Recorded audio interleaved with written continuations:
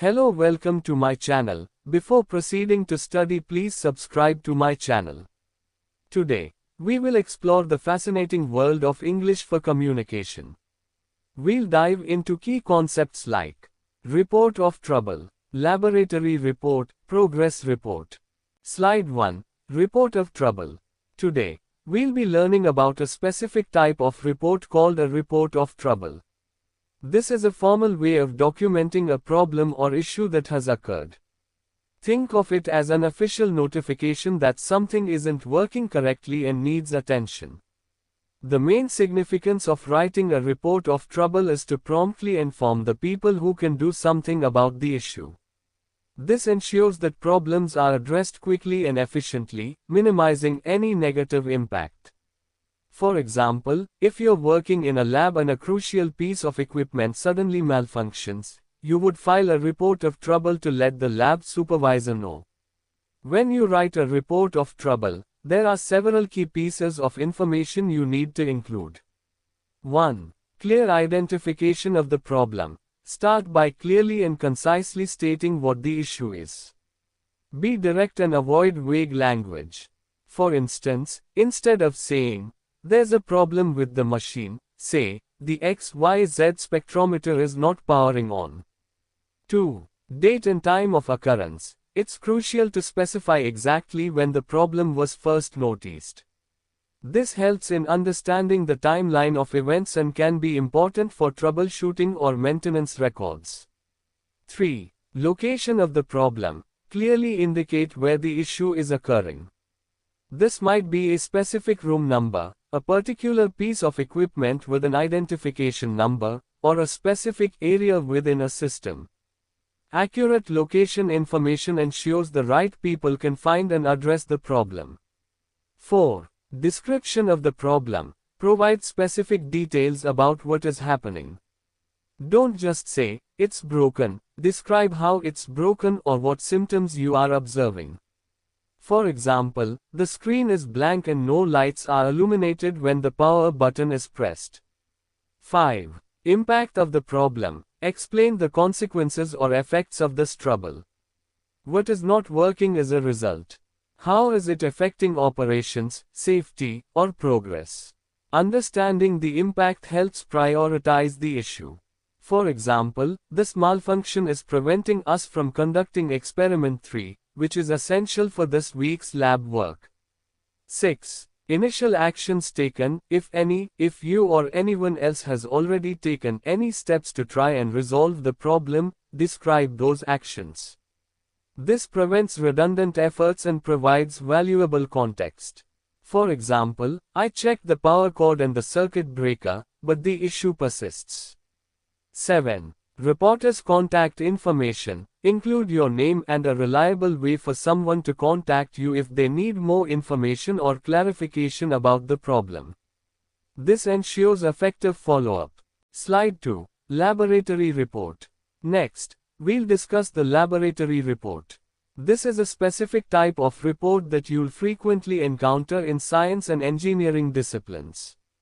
A laboratory report is a detailed document that systematically describes a scientific experiment you have conducted. It outlines the purpose of the experiment, the materials and methods used, the data and observations collected, and your analysis and interpretation of the findings. The main significance of a lab report is to provide a clear, accurate, and verifiable record of your scientific work. This allows others to understand your experiment, analyze your results, and potentially replicate your work to confirm your findings. For example, after you complete a chemistry experiment where you tested the rate of a reaction under different conditions, you would write a lab report to document the entire process and your conclusions. Here are the typical sections you'll find in a laboratory report. 1. Title. The title should be clear, concise, and accurately describe the experiment you conducted. It should give the reader a good idea of the report's content. 2. Introduction. This section provides the necessary background information on the topic of your experiment.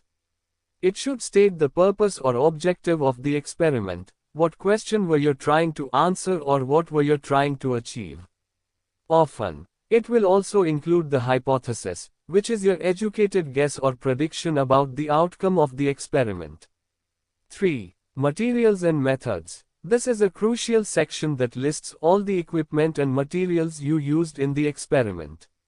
More importantly, it provides a detailed, step-by-step description of the procedure you followed. This level of detail is essential because it allows others to reproduce your experiment exactly. 4. Results. In this section, you present the data and observations you collected during the experiment. This is often done using tables, graphs, and figures. It's important to present your results objectively, without any interpretation or discussion at this stage. Just the facts and figures. 5. Discussion. This is where you analyze and interpret your results. You explain what your findings mean in relation to your hypothesis and the background information you provided in the introduction. You should also discuss any potential sources of error or limitations of your experiment and suggest areas for future research. 6. Conclusion. The conclusion provides a brief summary of the main findings of your experiment and clearly states whether your results supported or contradicted your initial hypothesis. It should provide a clear takeaway message from your work. 7. References, if applicable, if you used any external sources, such as scientific articles or textbooks, to provide background information or to support your discussion, you need to cite those sources in a References or Bibliography section. Slide 3. Progress Report. Finally, let's discuss the progress report. This type of report is used to provide an update on the current status of a project or task that is still ongoing. The main significance of a progress report is to keep all the relevant stakeholders, such as your supervisors, clients, team members, or instructors, informed about the advancements you've made, any challenges you've encountered, and the expected timeline for completing the project. For example, if you're working on a long-term engineering design project, you would likely submit progress reports at regular intervals to update your faculty advisor on your work. Here are the key elements that are typically included in a progress report. 1. Project Task Overview. Begin by briefly restating the main goals and objectives of the project or task you are reporting on. This provides context for the update. 2. Period covered. Clearly specify the time frame that this particular progress report addresses. For example, you might be reporting on the progress made during the last week or the last month. 3. Work completed. Detail the specific tasks and milestones that were achieved during the reporting period. Be specific and provide evidence of your progress if possible. For example, we completed the initial design sketches and received feedback from the team.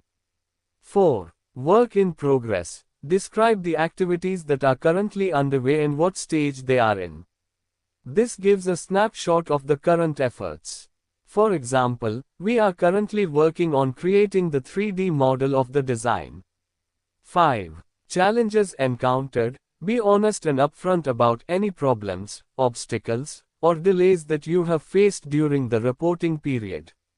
Identifying challenges early allows for timely problem solving. 6. Solutions implemented, proposed. Explain how any challenges were addressed or what solutions you are proposing to overcome current obstacles. This demonstrates your problem-solving abilities.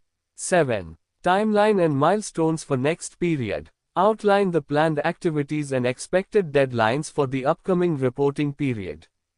This helps in tracking progress towards the final goal and keeps everyone informed about the next steps. 8. Resources utilized. Briefly mention any key resources, such as personnel, equipment, software, or funding, that were used during the reporting period. This provides transparency about resource allocation.